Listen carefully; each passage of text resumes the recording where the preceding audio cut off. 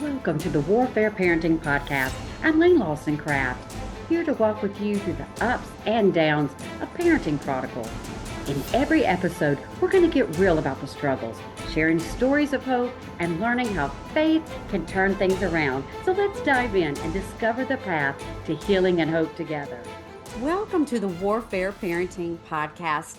I'm Laine Lawson Craft, your host, and boy, we are in a wonderful, wonderful series about pungent boundaries, codependency, and so much more. And we are so honored to have Nancy Landrum back. Hey, Nancy. Hey, thank you for having me. It's my privilege. We are just loving all of what you're sharing with us. Again, the book is Pungent Boundaries. And it kind of layers these episodes. We began with Nancy's story and about some tragedy and trauma in her life. You need to listen to episode 1 and about her son, Stephen, and what he battled with. And then episode 2, we defined what codependency and setting boundaries kind of looks like. And this episode, we're going to define. Let me tell you, Nancy, this is how you defined it. You define it so well, assuming responsibility for someone else's feelings or behavior. It means blocking the consequences that someone should rightfully experience as a result of his or her choice, supporting unhealthy or self-destructive behavior in another, and assuming more than one share of the blame. And I can tell you, when I read that, that was me at one point when I was parenting 3 prodigals when they were living in the world and doing drugs and alcohol, and I was that person. Let's talk about it. I was too. I think codependency is an interlocking set of beliefs. I have the belief that it's my job to make sure someone is happy and taken care of and doesn't suffer any pain. So I end up assuming more responsibility for their well-being than they are assuming. And they have the corresponding belief of, it doesn't matter if I mess up because mom will take care of it. And those two corresponding beliefs get locked in a relationship that's unhealthy. And I call it a Velcro relationship. You get stuck together by your interlocking beliefs that are not healthy for either one of you. Right. Well, so how would you go further in defining codependency? For myself, codependency, the root of codependency was feeling sorry for my son who had lost his dad and was hurting. And combined with, I want to be loving. I don't want to see him in pain. And so I'll step in and take the pain out of any consequences that he rightfully earns. I remember one time he was in a car accident and he had sort of like a pickup and there were people riding in back on the freeway. And those people said that they wouldn't sue him or go after him for damages if he would give them $700. And so he called mom, and this was, back in the day. And I ran to the bank and got $700 and drove it to where he was so he could pay these people off when he was the one that fell asleep at the wheel, caused the accident. I didn't help him learn a valuable lesson. I took away his ability to learn a valuable lesson by taking away the consequences of his behavior. And I guess the next step in this, Nancy, is that's where boundaries are birthed, really, because that's the only way to get out of that, right? Being able to set a healthy boundary means I have to change my belief about myself. I'm deserving of being treated with respect, and I'll take full responsibility for whatever choices I make that bring me pain. But I'm not going to step in and take away your freedom to learn the lessons that are necessary for any healthy adult to learn. We learn by making mistakes and suffering consequences. And if I step in and take that away from you, I'm robbing you of the ability to become a functional, responsible adult. I had a client not a few years ago whose college-age daughter decided she was grown up enough to quit college and move across the country, move in with her boyfriend. And then her dad said that he was going to stop paying her cell phone bill and her car insurance, and she blew up. And she accused him of not loving her anymore, that it was his job as her parent to take care of her. And he literally felt guilty and was afraid to follow through. We had a few sessions and I said, you know, how do you define being a good parent? A good parent is allowing a child to suffer age-appropriate boundaries in order to learn. And when he got clear in his head that he was not really loving his daughter, he was making choices to save her from consequences out of his own fear. Nancy, if someone listening right now says, this is me, I am rescuing too much, I'm doing all the things that Nancy's expressing, can you give us some characteristics of codependency? Characteristics of codependency are, number one, resentment. You end up feeling resentful because you're being taken advantage of. You're doing work or cleaning up messes that someone else rightfully should be doing. And you just end up feeling used. That's probably the number one characteristic of codependency. But when you dig down deep, you pull away the layers. Down deep, the driving force of codependency is, I'm afraid I won't be loved unless I fix this problem for my kid. I'm afraid my kid won't love me anymore. I'm afraid that he or she will get in so much trouble that the penalty will just be too great, and I don't want to see them in pain. So I rescue them to prevent myself from feeling the pain of seeing them in pain. And yet every valuable lesson I've ever learned, I wish I didn't have to say this, but when I look back at the most valuable lessons I have learned, they have come out of my pain.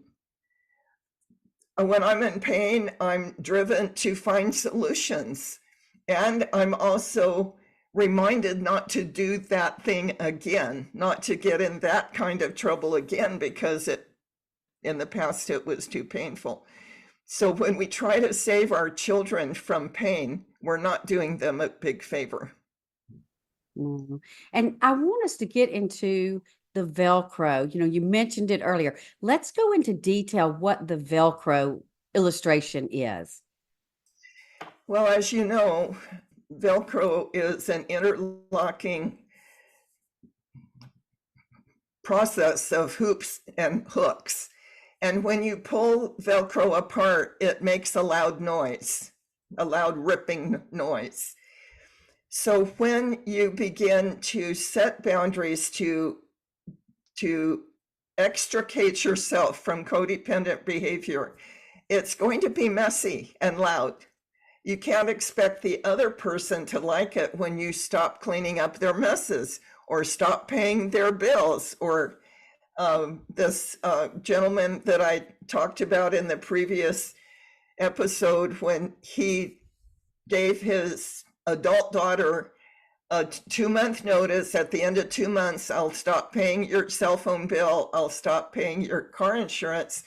The daughter was mad and accused him of not loving her. But 6 months later, their relationship was better than ever. So the ripping apart of a Velcro dependency, codependency, is one person depending on you to pick up their messes, to assume their responsibilities, and you are connected to them by the belief that that's the loving thing to do instead of it being very unloving. she was mad to begin with, but in 6 months, this daughter had a more respect for her dad. And lo and behold, she got a job. She paid her own insurance. She paid her own cell phone bill. She grew up. Yes, yes.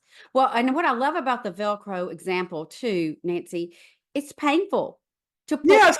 Velcro apart. It hurts. I mean, Yeah. for everybody, because they are going to yell and scream. They're going to say, I hate you. They're going to say, you don't love me. Very hard words.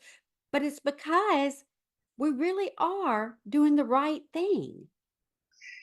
When we make a decision to do what is authentically loving instead of just the nice thing, when I make a choice that is in my own best interest, it is automatically in the best interest of the other person as well, whether they like it or not. So when, for instance, I put the masking tape down in the garage and kind of walled off areas that were my areas versus Steve's areas, he didn't like it when I threw away the motorcycle engine that ended up on top of my washing machine. But he had no grounds for complaining because he knew ahead of time, which is such an important part of setting a boundary. If you're going to set a boundary, make sure it's clear, make sure that you've decided on what the consequence will be if the boundary is broken, and that you're emotionally prepared to follow through and implement that consequence. Otherwise, the boundary is a lie. Yes. And we're going to dig deeper into that in an episode coming up. But we are going to end on this one. You know, there's an invisible barrier. And we're on the next episode, when there's a codependency relationship, invisible barriers get built, correct? Correct. And so we will discuss that and in the next episode, and how to deconstruct. That's what I Yeah. love about this next episode coming up. We're going to deconstruct codependency. But for those listening right now, Nancy, we want to leave them with a nugget of hope. If they're trapped in this cycle, there is hope of detaching that Velcro, correct? And don't feel shame and condemnation if you're in that trap. I certainly was in it for too long. And I know you have said that you were too. So what can you leave us with today on this episode? If you want to be free from resentment, then you take the steps to liberate both you and the other person from the Velcro connection of codependency. It liberates both of you. I wanted to, when Stephen was an adult and came home to live again, he was not easy to live with. And so I found myself feeling resentful toward him all the time. And I didn't like feeling resentful. And I realized that if I wanted to liberate myself from resentment, then I needed to make some changes. And that was there were another 2 or 3 lessons in there about setting an appropriate boundary that not only liberated me, but liberated Steve. Amen. Wow, that is powerful. And one thing that really struck me in this episode was when you make right decisions for yourself, it's automatically a right Yeah. decision for everyone in your life. I mean, whoever that might be. Yes. That's a powerful statement, isn't it, Nancy? I believe that that's the way God set it up. You know, if I make a healthy decision for myself, in God's economy, it could not be unhealthy for someone else. It has to be healthy for everyone involved. Wow. Well, listen, tell us, where can we find Pungent Boundaries, the book? 2 places. My website is nancylandrum.com. You can order it from there, or you can go to Amazon and order either the paperback or the audio version. Wow. This has been powerful. Again, the next episode coming, we are going to deconstruct the barriers that codependency lays upon us when we're trying to set healthy boundaries. Again, Nancy, thank you so much for your valuable time. My pleasure to be with you, Laine. Thank you for inviting me.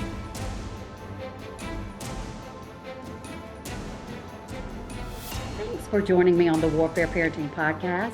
I hope you're leaving with a heart full of hope and some spiritual strategies to help your wayward child and bring your prodigal home. Remember, you're not alone in this journey, and with God, everything can change. I invite you to the many free resources at LaineLawsonCraft.com. Don't forget to read the free chapter, the first chapter of my newest book, The Parent's Battle Plan, and sign up for weekly encouraging emails too. Stay in touch on social media and don't forget to subscribe. I'm Laine Lawson Craft, reminding you with love and faith, no thing is too hard or big for our God. See you next time.